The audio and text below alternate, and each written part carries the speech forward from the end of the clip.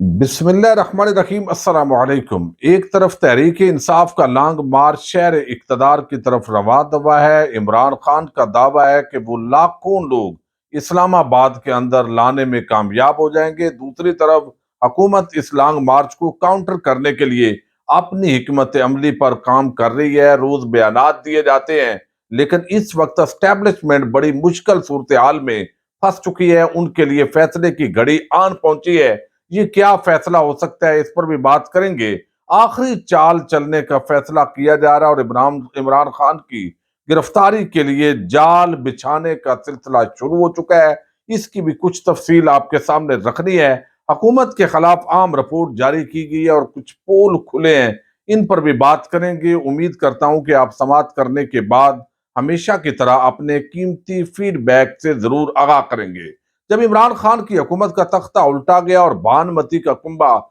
रजीम change के जरिए पाकिस्तान पर मुसल्लत हुआ, तो उस वक्त एक बड़ा प्रोपेगंडा किया जाता था। और ये सिर्फ सियासी जमातें प्रोपेगंडा नहीं कर रही थी, बल्कि मीडिया के अंदर बैठे हुए मुख्तलिफ टीवी चैनल्स पर बैठे जो एंकर्स थे वो भी बात कर रहे थे। कुछ कालम निगार भी तनकीद का निशाना बना रहे थे। हालांकि इमरान खान के दौरे हुकूमत के अंदर टैक्स कलेक्शन के अंदर इजाफा हो रहा था, फॉरेन रेमिटेंसेस के अंदर इजाफा हो रहा था। हमने देखा टेक्सटाइल इंडस्ट्री ने पहली मर्तबा इतनी जॉब्स क्रिएट की, इतनी एक्सपोर्ट के अंदर इजाफा हुआ। तो जो मुआशी इशारे हम सादा लोगों को समझ आते हैं, उसके मुताबिक तो तहरीक इंसाफ की जो हुकूमत की मुआशी कारकर्दगी है वो बेहतर होती जा रही थी। लेकिन चूंकि एक प्रोपेगंडा होता है और जब कोई बड़ी तब्दीली होती है तो नवाज शरीफ हो, जरदारी हो, उनके पास ये फन है कि किस तरह एंकर्स ने को उन्होंने अपनी बोली पे लगाना है, किस तरह एक मुहिम चलनी है। तो वो मुहिम चली। फिर जिस तरह महंगाई आलमी सतह पर हुई,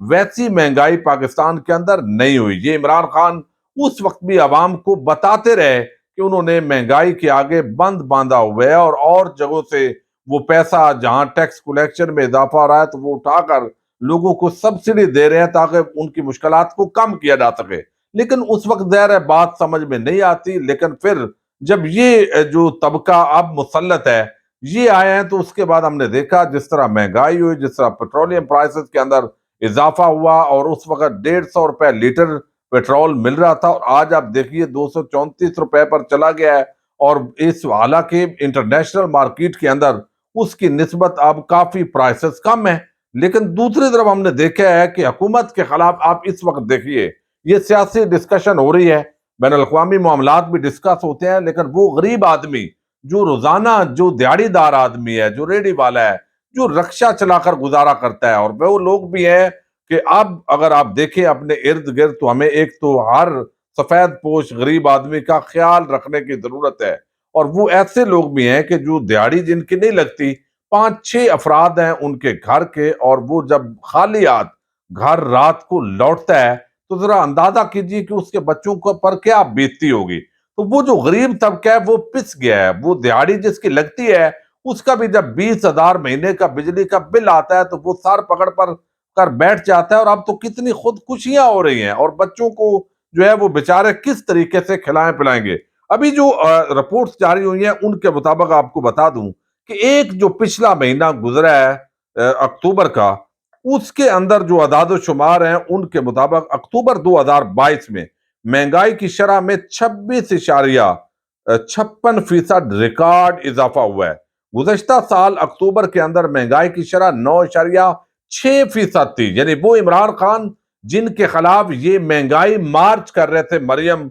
और वो मार्च तो नहीं था, मार्ची थी। लेकिन अब उनको शर्मिंदगी भी नहीं होती कि इमरान खान की तादाद बहुत ज्यादा है। हालांकि उसने तंजीमात को पूरे पाकिस्तान से इनवाइट नहीं किया, आपने किया था, इसके बावजूद लोग जो है वो नहीं आए। तो अब ये आप अंदाजा करें कि यहाँ महंगाई 26.56% पर चली गई है। और उसके अंदर आलू, टमाटर और तमाम चीजों के जो रेट्स होते हैं, प्याज, और वो सारी कैलकुलेशन की होती है, सब्जियां, चाय, आटा, खुश्क मेवा जात, चिकन, कुछ अब ऐसी अशिया हैं जो हम इंपोर्ट करते हैं, और कुछ वो हैं जो यहाँ पर मकामी मौजूद होती हैं। तो ओवरऑल जो है वो 9.6 और 26.52 पर अब ये महंगाई चली गई है। इसी तरीके से हम देखें तो दूसरी तरफ देखना चाहिए कि भाई टैक्स हम कितना ले रहे हैं। इमरान खान के दौर के अंदर टैक्स कलेक्शन में इजाफा हुआ था, تو اب جو ٹیکس کلیکشن ہے اس کے اندر بھی واضح کمی ہوئی ہے، اور یہ کمی جو ہے وہ تھوڑی نہیں ہوئی بلکہ ایک سال کے اندر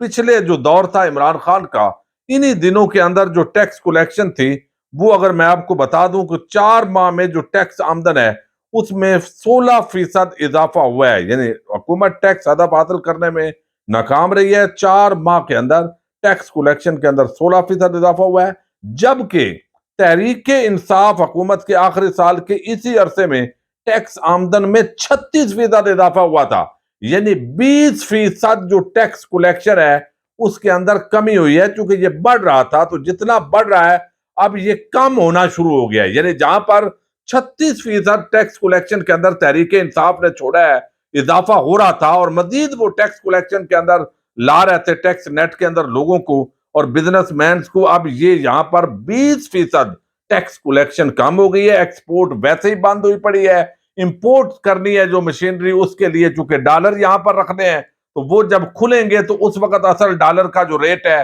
جو اسحاق ڈار صاحب نے ڈالر کو روکا ہوا ہے تو پتہ چلے گا۔ اس وقت جو معاشی ماہرین ہیں وہ یہ جو انڈیکیٹر دے رہے ہیں اس کے مطابق پاکستان معاشی سطح پر انتہائی جو ہے وہ بربادی کی طرف یہ حکومت لے گئی ہے، لیکن کام انہوں نے کیا کیے؟ اپنے کیسز انہوں نے معاف کروائے ہیں۔ یہی ان کا اصل ایجنڈا تھا کہ جو نیب ترامیم کے اندر سارے جیسے وہ ٹھگ بیٹھتے ہیں اور وہ اپنی اپنی شک انہوں نے کہا یہ بھی ہٹا دو، یہ میرے کیس سے متعلق ہے، یہ ہٹا دو، تو تقریباً 22-24 جو ترامیم ہے وہ انہوں نے نیب کے اس آرڈیننس کے اندر کی ہیں۔ اب جو ہے وہ عمران خان کے خلاف جو چال چلنے والا آخری کام ہے وہ عمران خان کی گرفتاری ہے۔ اب دیکھیے سارے عربے تو استعمال کر چکے ہیں، 30 کے قریب ایف آئی آرز ہیں، وہ ضمانتیں لیتے ہیں کبھی ایک عدالت میں کبھی دوسری عدالت کے اندر۔ اب لانگ مارچ کر رہے ہیں تو انہوں نے دیکھا کہ یہ اب جو ہے سائفر پر آپ اندازہ کریں کہ ایک غیر قانونی جو ریکارڈنگ ہے ہی غیر قانونی،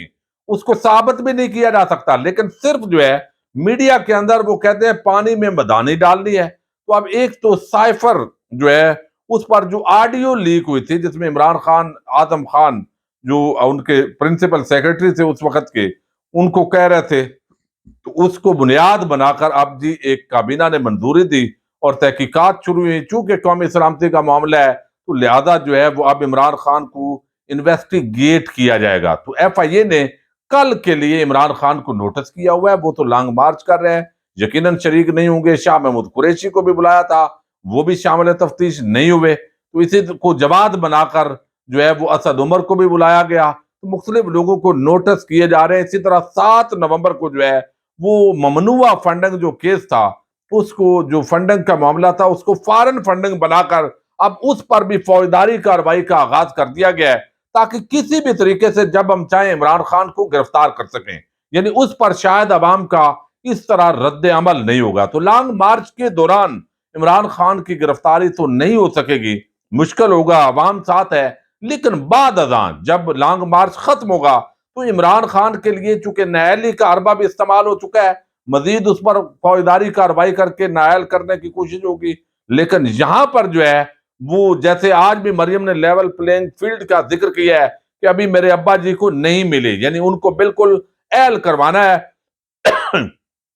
یعنی اہل کروانا ہے ہم نے، اور اس کے بعد جو ہے وہ عمران خان نظر بھی نہیں آئیں گے۔ یعنی آج مریم نواز نے اس کا باقاعدہ اشارہ دیا ہے کہ جب میرے ابا جی پاکستان آئیں گے تو عمران خان نظر بھی نہیں آئیں گے، تو اس کا واضح مطلب جو ہے وہ یہی ہے کہ ان کو گرفتار کر لیا جائے گا۔ یہ ایک منصوبے کا حصہ ہے، فوجداری مقدمات، ممنوعہ فنڈنگ، فارن فنڈنگ، آگے کچھ بنا کر تو گرفتاری کے لیے یہ باقاعدہ جال بچھا دیا گیا ہے، جس کے لیے 7 نومبر کو جو فارن فنڈنگ کی بنیاد پر الیکشن کمیشن کا جو فیصلہ آیا تھا، ایف آئی اے تحقیقات کر رہی ہے، تو 7 نومبر کے لیے عمران خان کو پہلا نوٹس بھیج دیا گیا ہے۔ اس کے اندر اسد عمر کو بھی بھیجا گیا ہے، شاہ محمود کو بھی بھیجا گیا ہے، تو یہ ایک گرفتاری کا پلان ہے۔ اسی طرح کے اور مقدمات جو ہے وہ قائم کر کے تو دیکھا جائے گا کہ عوام شاید جب گرفتار کریں گے تو پھر جو نہیں نکلیں گے، اور پھر نواز شریف آئے گا اس دوران اور وہ یہاں پر جلسہ کرے گا، عمران خان فیلڈ کے اندر موجود نہیں ہوگا،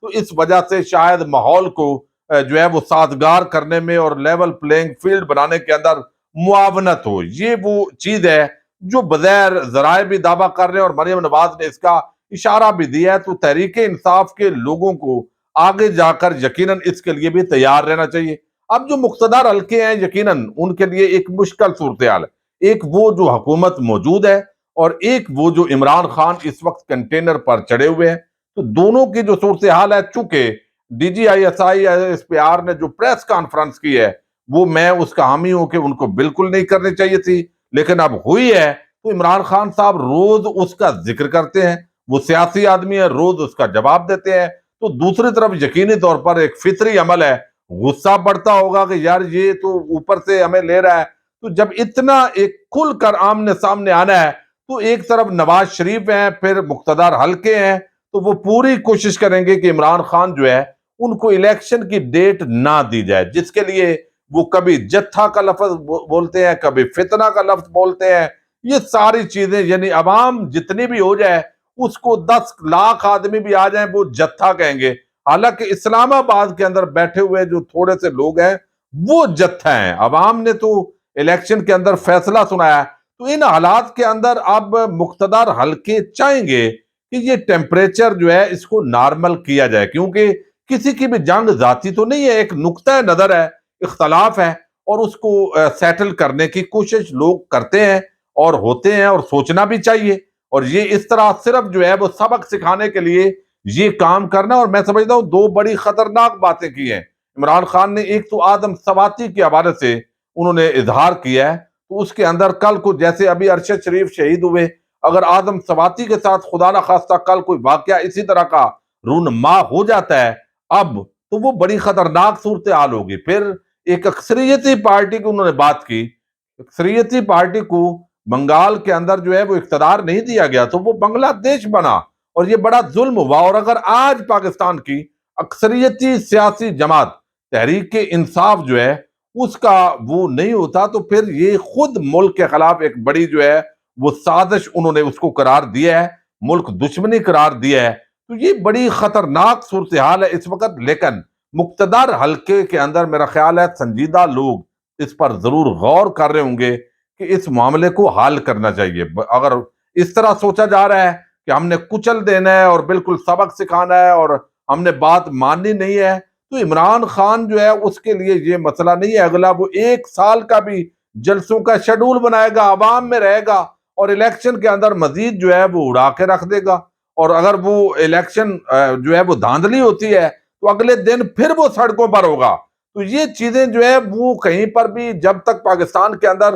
سیاسی استحکام نہیں آتا تو معاشی استحکام بھی نہیں آ سکتا۔ اور یہ ضد اور انا کا معاملہ نہیں ہے، بلکہ یہ ہمارے جو مقتدر حلقے ہیں، کیونکہ ایک طرف حکومت بھی ان کی بات نہیں مان رہی، نواز شریف وہ بھی چاہے گا کہ اب میں بھی رگید ہوں، چونکہ اب مجھے چھٹی ہے اور ملک ٹھیکے پر چونکہ مل چکا ہے اور میں ان پر مسلط ہو گیا ہوں، اور اب دوبارہ مجھے چھٹی ہوگی، ایک نیا ایون فیلڈ اپارٹمنٹ اور اس طرح کا کام کریں گے۔ تو دوسری طرف عمران خان کا بھی پریشر ہے، تو مقتدر حلقوں کے لیے یہ دن فیصلہ ساز ہیں، اور یہ اگر فیصلے دانش مندانہ نہ ہوئے تو یقیناً اس کے پاکستان کی سیاست کے اندر، مستقبل کے اندر پاکستان کی بلکہ ریاست کی بقا پر بڑے گہرے اثرات مرتب ہوں گے۔ اجازت دیجیے گا، اللہ حافظ۔